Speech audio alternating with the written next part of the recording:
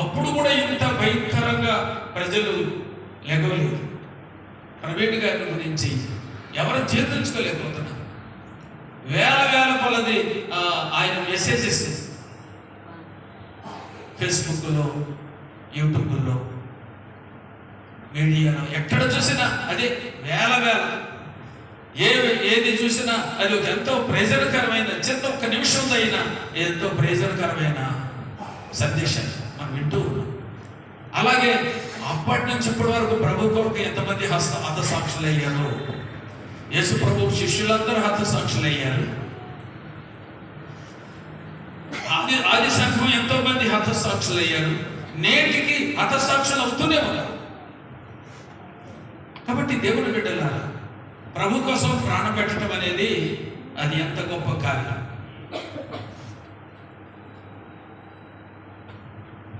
కొరింథీ పత్రికలో రాయబడింది, మనలో ఎవరు తన కొరకు బ్రతకడు, మనలో ఎవరు తన కొరకు చనిపోడు.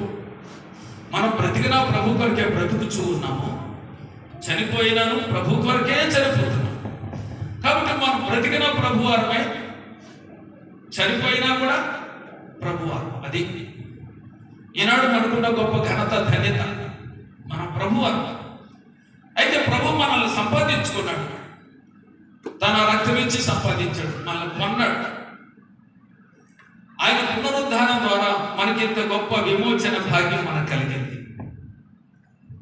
ప్రభు అంటూ ఉన్నాడు, దాన్ని పెట్టుటకు నాకు అధికారం కలదు, దాన్ని తిరిగి తీసుకున్నటకు నాకు అధికారం కలదు. మన ప్రభు అయిన యేసుక్రీస్తుకు ఆయనకు సర్వాధికారం ఉంది. అందుకొరకే మత్తయి సువార్త 28వ అధ్యాయం, మత్తయి సువార్త 28వ అధ్యాయం చూడండి.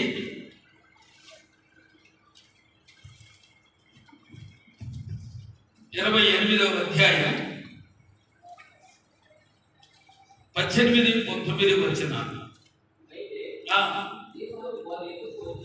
యేసు వారి యొద్దకు వచ్చి, పరలోకమందును భూమి మీదను నాకు సర్వాధికారం ఇవ్వబడి ఉన్నది, కాబట్టి మీరు వెళ్ళి సమస్త జనులను శిష్యులుగా చేయుడి, తండ్రి యొక్కయు కుమారుని యొక్కయు పరిశుద్ధాత్మ యొక్కయు నామములో వారికి బాప్తిస్మిచ్చుచు, నేను మీకు ఏ ఏ సంగతులను ఆజ్ఞాపించి తినో వాటన్నిటిని గైకొనవలెనని వారికి బోధించుడి.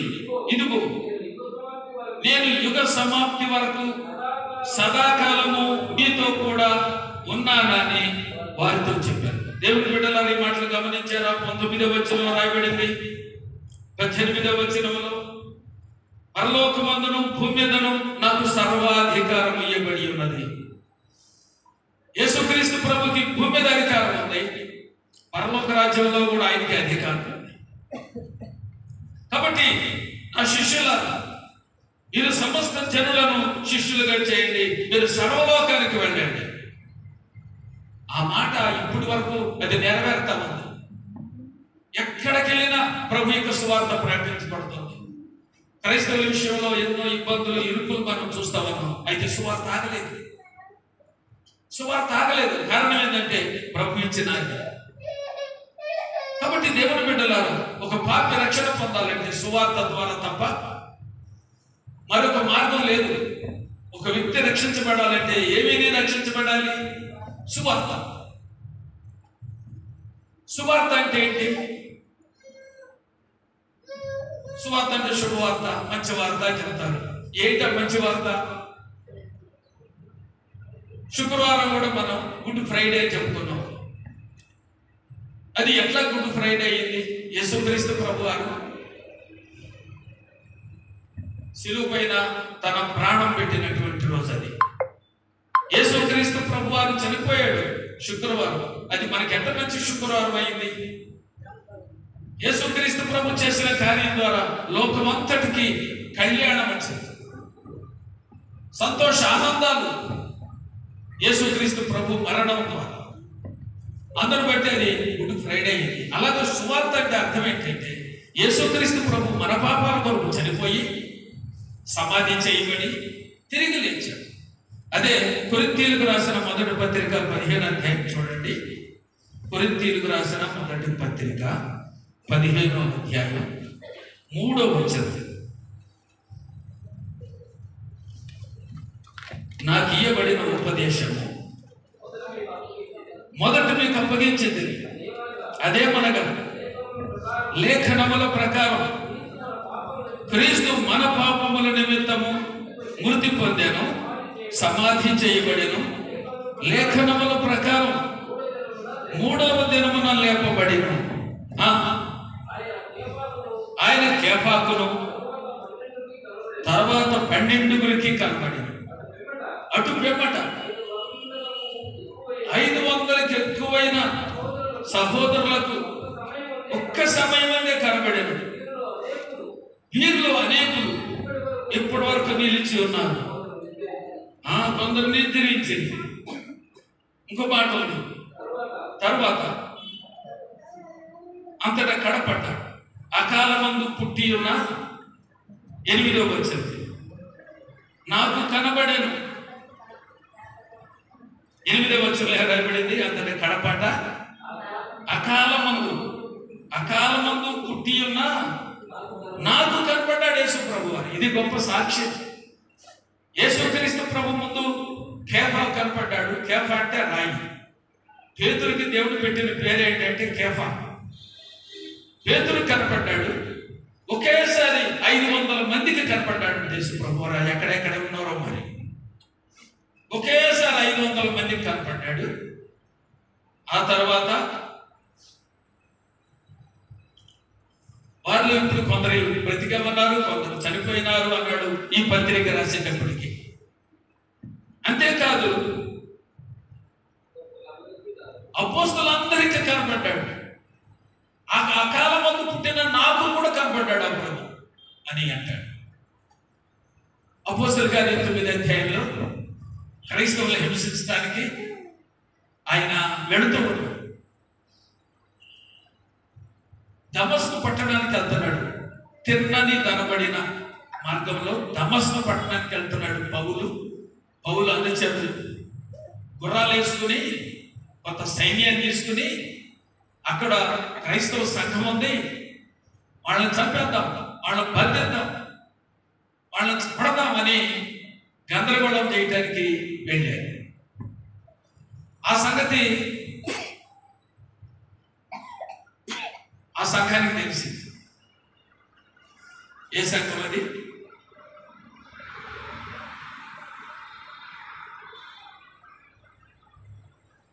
తొమ్మిది అధ్యాయంలో ఉంది.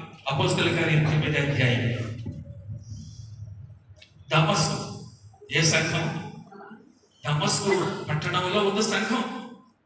ఆ సంఘస్థులకు తెలిసింది ఇట్లా సౌలు వస్తున్నాడు. పౌలుకు ముందు ఆయన పేరేమిటంటే సౌలు. తల్లిదండ్రులు ఆయనకి సౌలు అని పెట్టి, ఎందుకు సౌలు అని పెట్టి ఉంటారు? ఇశ్రాయేలు మొట్టమొదటి రాజు ఎవరు? సౌలు. వీడు కూడా అంత తోడు కావాలి అనే ఉద్దేశంతో మనం కూడా మన పిల్లలకు మంచి మంచి పేర్లు పెట్టుకుంటాం. మా పిల్లడు అంత తోడు కావాలి అని.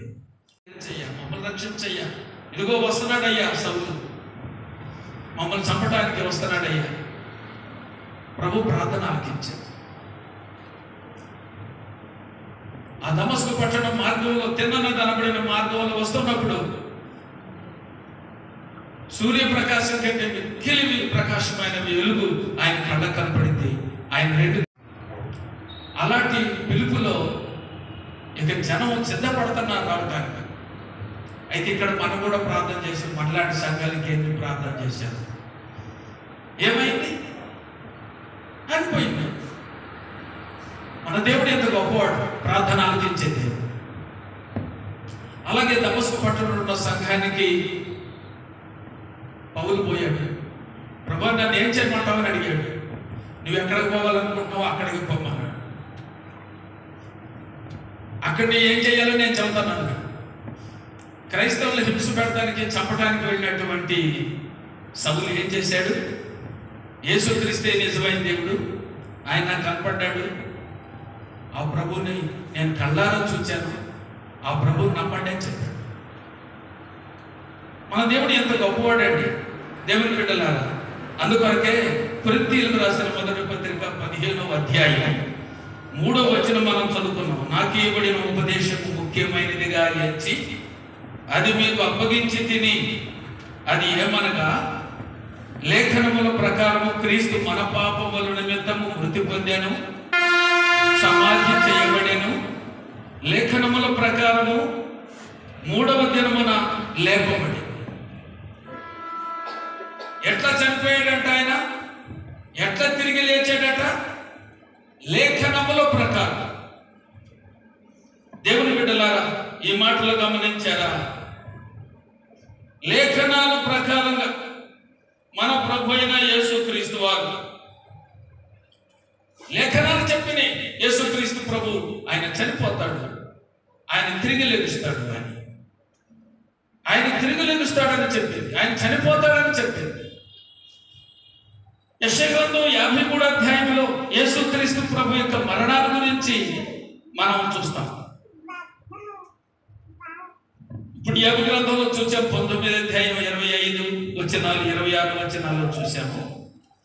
మరి కీర్తన 22లో కూడా మనం చూస్తాం యేసుక్రీస్తు ప్రభు సిలువల గురించి. 22వ అధ్యాయం కీర్తన 22వ కీర్తన మొదటి వచనాన్ని చూస్తే, నా దేవా నా దేవా నీవేళ నన్ను విడనాడితివి, నన్ను రక్షపగా నా ఆర్తధ్వని వెనక నీవేళ దూరముగా ఉన్నావు. ఈ మాటలు మనం చదువుతుంటే యేసుక్రీస్తు ప్రభు సిలువలో పలికిన మాట ఇది. నా దేవా నా దేవా నన్ను ఎందుకు చేయి విడిచావు? ఏలి ఏలి లామా సబక్తాని. మార్కు సువార్తలో ఎలోయి ఎలోయి లామా సబక్తాని. నా దేవా నన్ను ఎందుకు చేయి విడిచావు? సిలువ పైన పలికిన మాట. ఇంకా మాటలన్నీ చూస్తే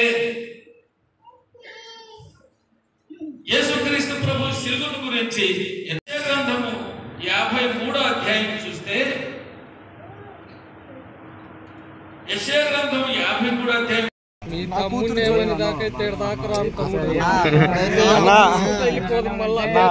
తెలిసే మేము మాట్లాడుతున్నాడు. ఓకేనా, దానికి ఎందుకు మళ్ళీ తెలుసు సార్, ఎన్ని తెలుసు.